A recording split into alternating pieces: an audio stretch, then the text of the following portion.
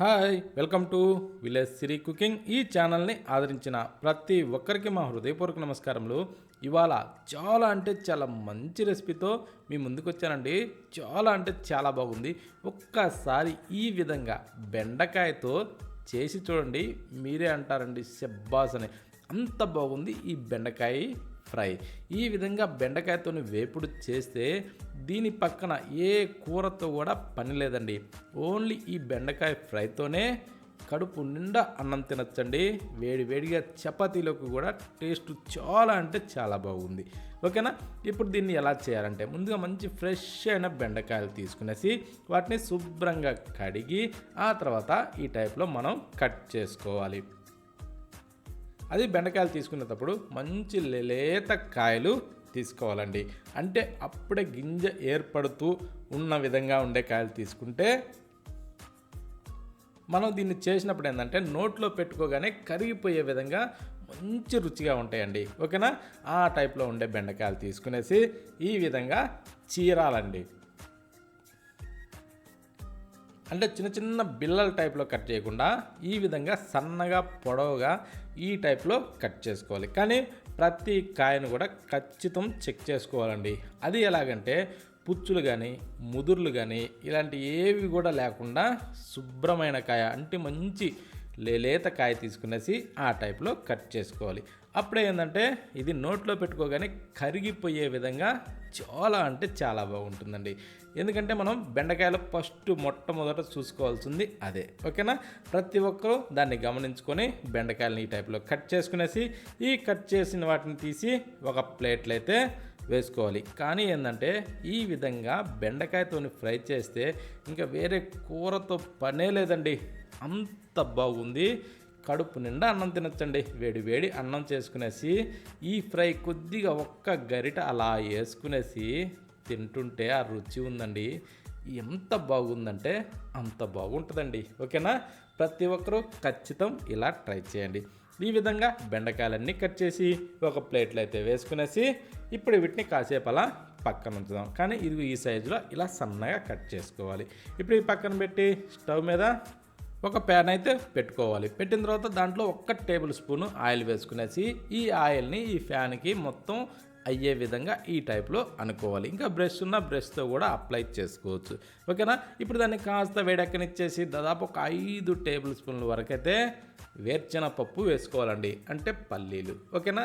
ఈ వేరుశెనగపప్పు వేసిన తర్వాత ఈ టైప్లో సన్న మంట మీదనే దీన్ని మనం మంచి కలర్ వచ్చేంత వరకు దీన్ని బాగా వేగనిచ్చుకోవాలండి. అప్పుడేమవుతుందంటే ఈ వేరుశెనగపప్పు మధ్యలోకి చిట్లి లోపల వరకు సూపర్గా వేగతాయండి. ఇప్పుడు పొట్టు తీసిన వెల్లుల్లిపాయలు కూడా వేసుకునేసి ఇప్పుడు ఇవి రెండింటిని కలిపేసి మనం బాగా ఇలా సన్న మంట మీద మంచి ఎరడాలుగా వేగనిచ్చుకోవాలి. ఈ విధంగా ఏంటంటే సన్న మంట మీద వేస్తే ముక్క లోపల వరకు సూపర్గా వేగిపోతాయండి. ఇప్పుడు స్టవ్ ఆఫ్ చేసేసి బాగా చల్లారనిచ్చి ఒక మిక్సీ జారీ తీసుకునేసి మిక్సీ జారీలో అయితే వీటిని వేసేసుకోవాలి. ఈ పప్పులన్నీ మిక్సీ జారీలో వేసిన తర్వాత ఇప్పుడు ఒక చిన్న కప్పు వరకు కొత్తిమీరను తీసుకునేసి ఆ తర్వాత జీలకర్ర అండి అది 1 టేబుల్ స్పూన్ వరకు తీసుకొని ధనియాల పొడి 1 టేబుల్ స్పూను, గరం మసాలా అదొక సగం టేబుల్ స్పూన్ వేసి ఇప్పుడు 1/2 టేబుల్ స్పూను పసుపు వేసుకోవాలండి.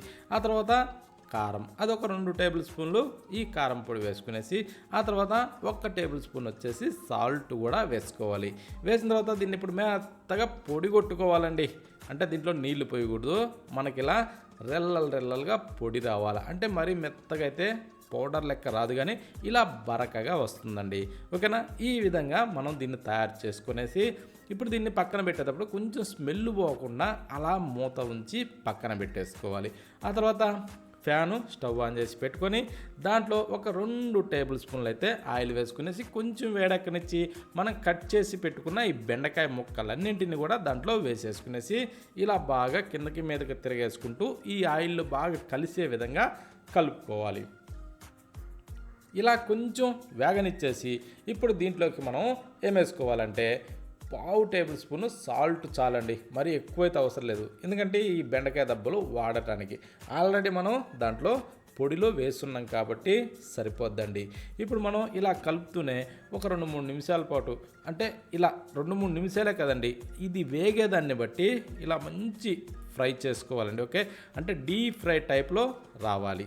ఓకేనా, ఈ విధంగా డీప్ ఫ్రై టైప్లో దీన్ని చేసుకున్న తర్వాత ఇప్పుడు మనం ఇందాక గ్రైండ్ చేసిన ఈ మసాలా పొడి ఏదైతే ఉందో దాన్ని ఇందులో వేసేసుకుందాం. వేసిన తర్వాత ఇప్పుడు దీన్ని ఇలా బాగా కలుపుకుంటూ ఇలా తిరగేసుకుంటూ ఈ ఉండలు అన్నది లేకుండా ఈ ప్రతి ఒక్క ముక్క కూడా ఇది బాగా కలిసిపోయి పీల్చుకోవాలండి. అంటే ఈ బెండకాయ దబ్బలు ఈ పొడిని బాగా పీల్చుకోవాలి. ఆ టైప్లో దీన్ని తిరగేసుకుంటూ ఒక 2-3 నిమిషాల పాటు సన్న మంట మీద కొంచెం అలా వేగనిచ్చుకోవాలి. అప్పుడేమవుద్దంటే ఈ బెండకాయ దబ్బలు ఏంటంటే ఈ పొడిని బాగా పీల్చుకునేసి దెబ్బకు కూడా టేస్ట్ సూపర్గా ఉంటుందండి. దెబ్బకు మంచి రుచి వస్తుంది. ఓకేనా, అందుకోసం అనేసి అలా ఈ విధంగా చేసుకుంటే ఈ పొడి ఏదైతే ఉందో ఈ పొడి ఏంటంటే అన్నంలోకి కలిసిపోయి మంచి రుచిని ఇస్తుందండి. ఓకేనా, అందుకోసం అనేసి ఈ టైప్లో చేసుకుంటే మనకి కూరతో పనే లేదండి. ఈ విధంగా ఫ్రై అన్నంలో కలిసిపోతుంది. ఇంకా చపాతీలో కూడా టేస్ట్ సూపర్ అంటే సూపర్గా ఉంటుందండి. చూసారా ఎంత ఈజీగా దీన్ని తయారు చేసుకోవచ్చో. ఇలా సింపుల్గా తయారు చేసుకునే ఈ బెండకాయ ఫ్రై అండి. ఇలా చేస్తే మాత్రం టేస్ట్ చాలా అంటే చాలా బాగుందండి. ఇంకా మీకు ఒక సీక్రెట్ చెప్పనా, ఇది చేసిన తర్వాత మా ఇంట్లో వాళ్ళకు కూడా తెలియకుండా నేనే చల్లంగా దీన్ని మొత్తం కూడా ఒక్కనే కూర్చునేసి ఉట్టిగా తినేసానండి. అంత మంచి రుచిగా ఉంది. నాకైతే ఎంత నచ్చిందంటే అంత నచ్చిందండి. మీకు కూడా ఖచ్చితంగా నచ్చి తీరుతుంది.